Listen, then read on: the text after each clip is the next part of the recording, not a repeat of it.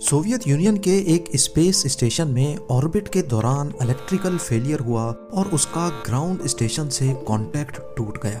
خوش قسمتی تھی کہ سیلیوٹ 7 نامی اس اسپیس اسٹیشن میں جب یہ حادثہ ہوا تو اس وقت اس میں کوئی کریو موجود نہیں تھا، لیکن پاور فیلئر کے ساتھ ہی یہ قابو سے باہر ہو گیا اور اپنے آربٹ سے بھی نکل گیا۔ یہ مسئلہ سوویت یونین کی اسپیس ہسٹری میں کھڑا ہونے والا سب سے گمبھیر مسئلہ تھا۔ 27,000 کلومیٹر فی گھنٹہ کی اسپیڈ سے اڑتا ہوا ایک ان کنٹرولڈ اسپیس اسٹیشن کسی ٹائم بم سے کم ہرگز نہیں تھا۔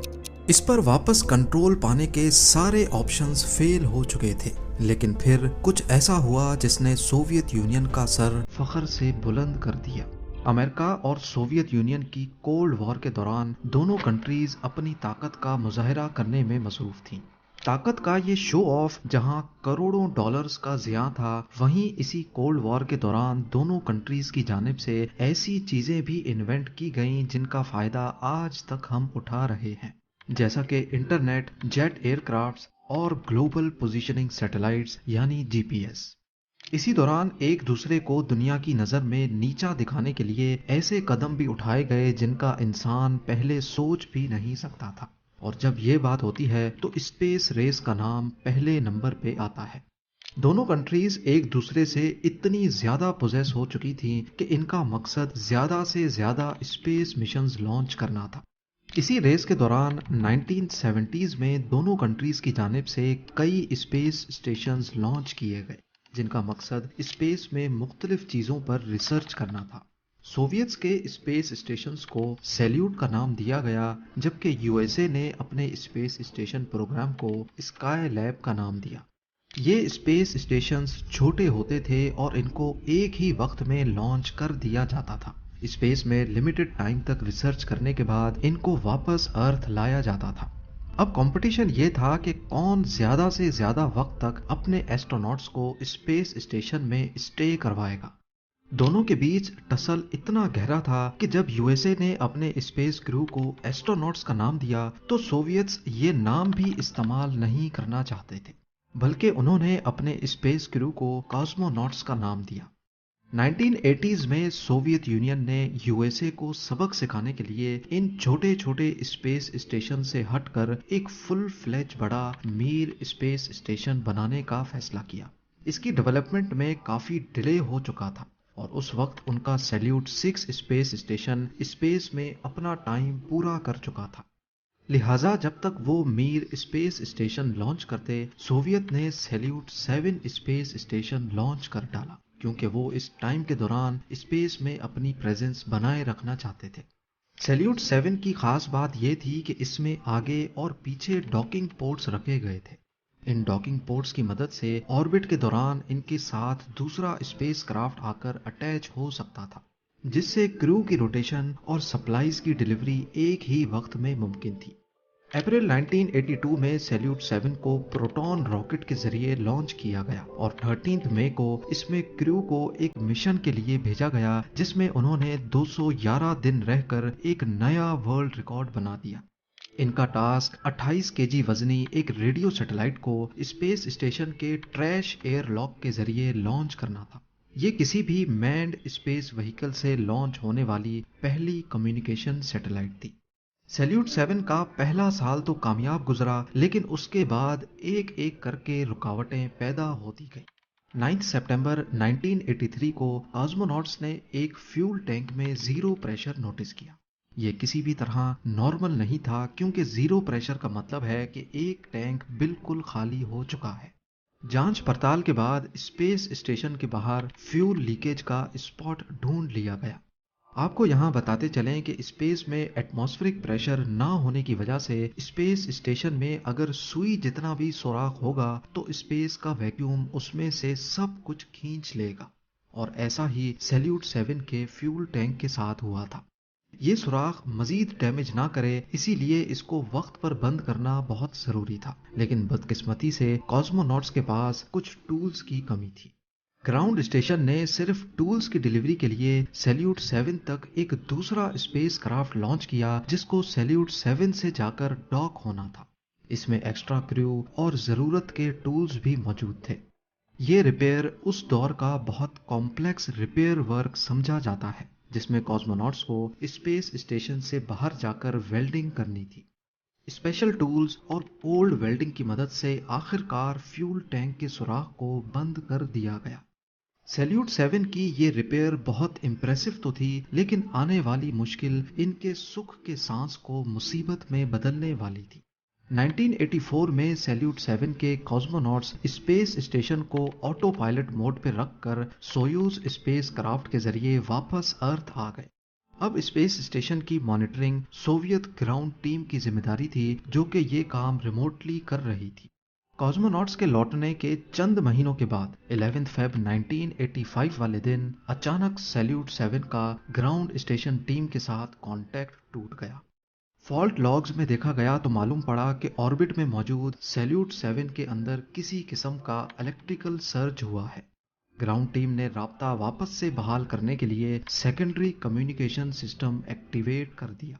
اب سیلیوٹ 7 کے ساتھ کانٹیکٹ تو بحال ہو گیا، لیکن اس کے فوراً بعد ایک دوسرا الیکٹریکل سرج ہوا اور اب اسپیس اسٹیشن کے ساتھ ہر قسم کا کانٹیکٹ ٹوٹ گیا۔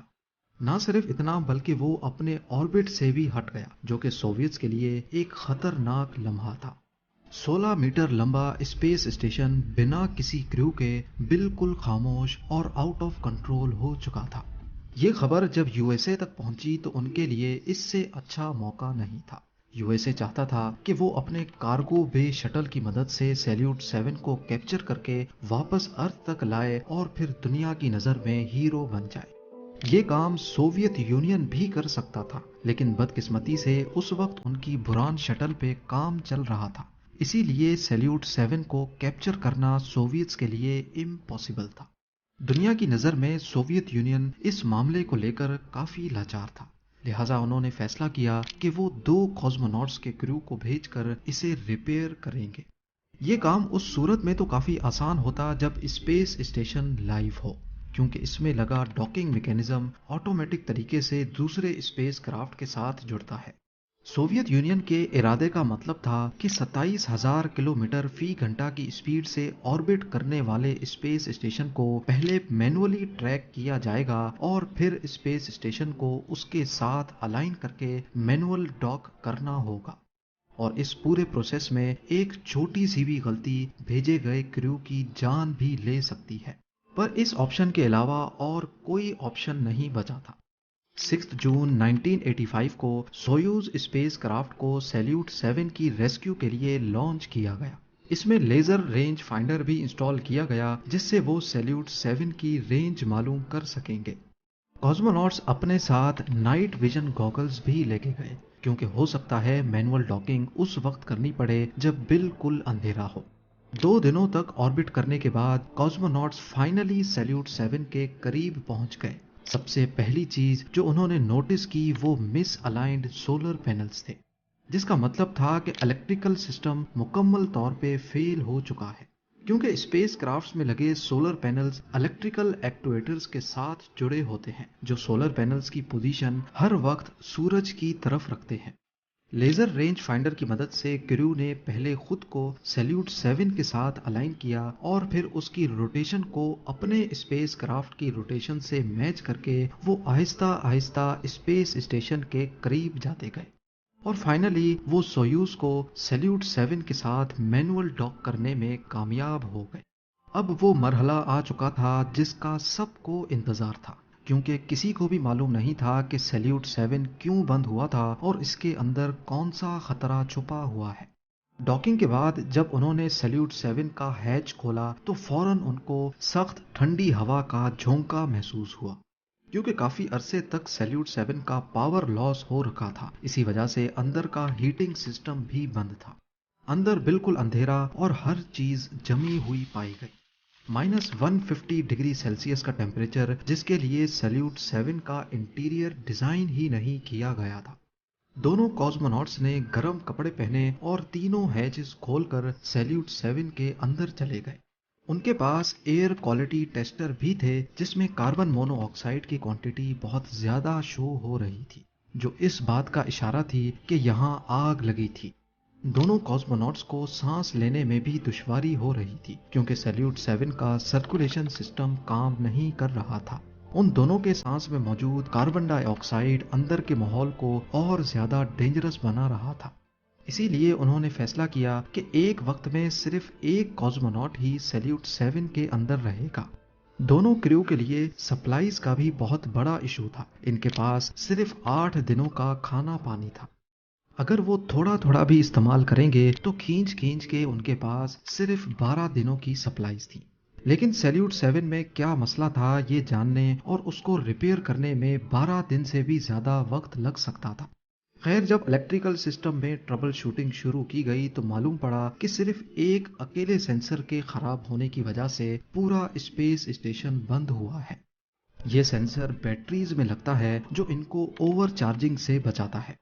جب یہ خراب ہو گیا تو یہ بیٹریز کو چارج ہونے ہی نہیں دے رہا تھا اور آخر کار بیٹریز پوری طرح سے ڈرین ہو گئیں اور پورا سسٹم ہی بند ہو گیا۔ سینسر کو بدلنے اور سولر پینلز کی ڈائریکشن چینج کرنے کے بعد حیرت انگیز طور پہ ایک بار پھر سے سیلیوٹ 7 زندہ ہو گیا اور یہ اگلے 1 سال تک مشن کا حصہ بھی رہا۔ یہ وہ وقت تھا جب سوویت یونین نے اپنا سب سے بڑا اسپیس اسٹیشن میر بھی لانچ کر دیا تھا، جس کے بعد سیلیوٹ 7 کی کوئی ضرورت تو نہیں تھی، لیکن اس کے باوجود بھی اس کو آربٹ میں ہی رکھنے کا فیصلہ کیا گیا۔ میر کے کریو نے اسپیس کرافٹ کے ذریعے سیلیوٹ 7 تک بھی ٹریول کیا اور اسٹیشن ٹو اسٹیشن ٹرانسفر کر کے ایک نیا ورلڈ ریکارڈ بھی بنا لیا۔ سوویتس سیلیوٹ 7 کو مزید اسپیس میں رکھنا چاہتے تھے، اس کے لیے اس کو 475 کلومیٹرز کے ہائر آربٹ میں بھیج دیا گیا۔ لیکن 1991 میں سوویت یونین کے کولیپس کے بعد فنڈنگ ایشوز اور دوسرے مسائل کی وجہ سے سیلیوٹ 7 سے دھیان ہٹ گیا اور وہ اپنا آربٹ کم کرتا کرتا ایک دن ارتھ کے ایٹماسفیئر میں ان کنٹرولڈ ری انٹری کر بیٹھا اور ساؤتھ امریکہ کے اوپر ٹکڑوں ٹکڑوں میں بکھر گیا۔ اس طرح سوویت یونین کے آخری سیلیوٹ اسپیس اسٹیشن کا دی اینڈ ہو گیا۔